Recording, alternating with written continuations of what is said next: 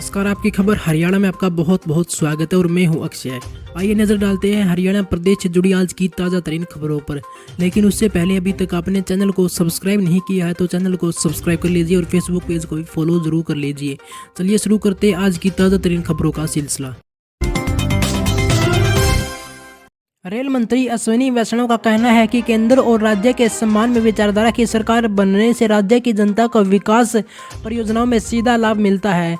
हरियाणा भवन के मुख्यमंत्री मनोहर लाल के साथ राज्य से लंबित और नई रेल परियोजनाओं को लेकर हुई लंबी बैठक के बाद रेल मंत्री का कहना है कि हरियाणा के सभी रेल परियोजनाओं को उन्होंने समयबद्ध पूरा करवाने के लिए एक तारीख सहित लक्ष्य तय कर दी है। इन परियोजनाओं के पूरा होने के बाद राज्य की रेल कनेक्टिविटी दिल्ली सहित एनसीआर के कई बेहतर हिस्सों से होगी। उनका कहना है कि हरियाणा की जनता को डबल इंजन सरकार बनने पर काफ़ी फायदा मिलता है और मिलता रहेगा। मुख्यमंत्री मनोहर लाल खट्टर ने भी रेल मंत्री का आभार जताते हुए रेल मंत्रालय दिल्ली हिसार रूट पर नई रेल लाइन एलिवेटेड बनाना चाहते हैं। इसके पीछे यह उद्देश्य है कि दिल्ली हिसार रूट पर सुपरफास्ट रेलगाड़ियां चले जो कम समय में दोनों शहरों की दूरी तय करते हैं। हिसार में बन रहे महाराजा अग्रसेन एयरपोर्ट को दिल्ली के इंदिरा गांधी इंटरनेशनल एयरपोर्ट के फीडर एयरपोर्ट के रूप में इस्तेमाल किया जा सके। इससे हरियाणा की अर्थव्यवस्था में भी काफ़ी सुधार आएगा। अगली बड़ी खबर के पास चलते हैं। चलिए, कपास के भाव में आई काफ़ी तेजी, किसानों के चेहरे लगे खिलने। इस बार फसल के गुलाबी सूंड के चलते उत्पादन प्रति एकड़ कम हो रहा है। किसानों को फसल के भाव से ही उम्मीद है। सोमवार को फायर ब्रिगेड के पास वाली मंडी के कपास की बोली 94 रुपये प्रति क्विंटल तक के पास पहुंच चुकी है। बोली पर कपास के भाव बढ़ने से किसान काफ़ी खुश नजर आए। किसानों को अब भाव बढ़ने की उम्मीद होने लगी है। कुछ किसानों से भाव कम थे लेकिन कुछ किसानों का कहना है कि भाव 10,000 रुपये तक पहुंच चुके हैं। इस साल कपास की फसल में हुए नुकसान के चलते उत्पादन कम हुआ लेकिन भाव सरकारी भाव से अधिक होने के चलते भी इस बार सीसीआई को कपास नहीं मिली। बीते साल सीसीआई की सरकारी खरीद पर आपस के जिलों में भी किसानों के भी कपास बेचने आए थे। इस साल भाव अधिक होने से सीसीआई को कपास किसान ने नहीं बेची। मार्केट कमेटी में दर्ज रिकॉर्ड के मुताबिक इस बार 59,806 क्विंटल कपास आई है। बीते साल अब तक 3,41,443 क्विंटल कपास आई थी। इस साल क्षेत्र में 75% तक कपास खराब हो गई। इसका सीधा असर का उत्पादन पर पड़ेगा। और राज्यपाल सुशील बलोजर ने कहा कि इस साल भाव कपास के शुरू से ही तेज रहे हैं। कुछ दिनों से भाव में काफ़ी तेजी आई। 94 रुपये प्रति क्विंटल तक कपास के भाव सोमवार को हो रहे थे।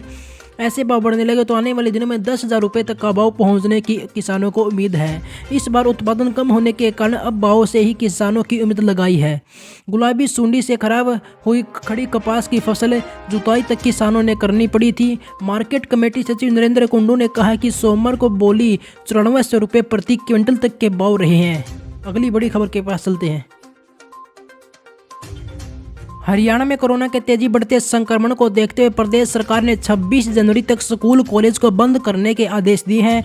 पहले स्कूल कॉलेज को 12 जनवरी तक बंद करने के निर्देश दिए गए थे लेकिन संक्रमण के खतरे को बढ़ते देखते सरकार ने अब गणतंत्र दिवस तक सभी शिक्षण स्थानों को बंद करने का निर्णय लिया। इसी दौरान ऑनलाइन पढ़ाई जारी रहेगी। शिक्षा मंत्रालय के कमलपाल गुर्जर ने सोमवार को ट्वीट कर यह जानकारी साझा की। उनका कहना है कि शिक्षण स्थान बंद करने के बावजूद ऑनलाइन कक्षाएं के जरिए छात्र छात्राओं को आगामी परीक्षाओं की तैयारी कराई जाएगी। लेकिन प्रदेश में कोरोना की तीसरी लहर को देखते हुए तमाम स्कूल 3 जनवरी से बंद चल रहे थे लेकिन स्कूलों में हर साल 10 दिन के लिए शीतकालीन अवकाश रहता है। इसलिए प्रदेश सरकार ने 3 से 12 जनवरी तक छुट्टियों को शीतकालीन अवकाश में समायोजित कर दिया था। नए आदेशों के तहत 26 जनवरी तक सभी स्कूल कॉलेज में ऑफलाइन पढ़ाई नहीं होगी बल्कि ऑनलाइन कक्षाएं चलेंगी। स्कूलों में बच्चों के टीकाकरण शिविर पूर्व निर्धारित कार्यक्रम अनुसार चलेंगे। प्रदेश में 15 से 18 साल की उम्र के 15,40,000 बच्चों को कोरोना से बचाव के लिए टीकाकरण किया जाना है। इनमें से करीब 45% किशोर किशोरियों को कोवैक्सीन की पहली डोज दी जा चुकी है। स्कूल में प्रशासन की ओर से स्वास्थ्य विभाग के साथ मिलकर विशेष टीकाकरण शिविर लगाए जा रहे हैं। वहीं हरियाणा सरकार ने कोरोना की तीसरी लहर के बीच डॉक्टरों के भर्ती प्रक्रिया तेज कर दी है। अभी तक सरकार ने करीब 600 डॉक्टर भर्ती करने की प्रक्रिया चला रही थी लेकिन अब 980 डॉक्टरों की भर्ती हो गई। इस भर्ती की प्रक्रिया में डॉक्टरों के शामिल होने के लिए कहा गया है।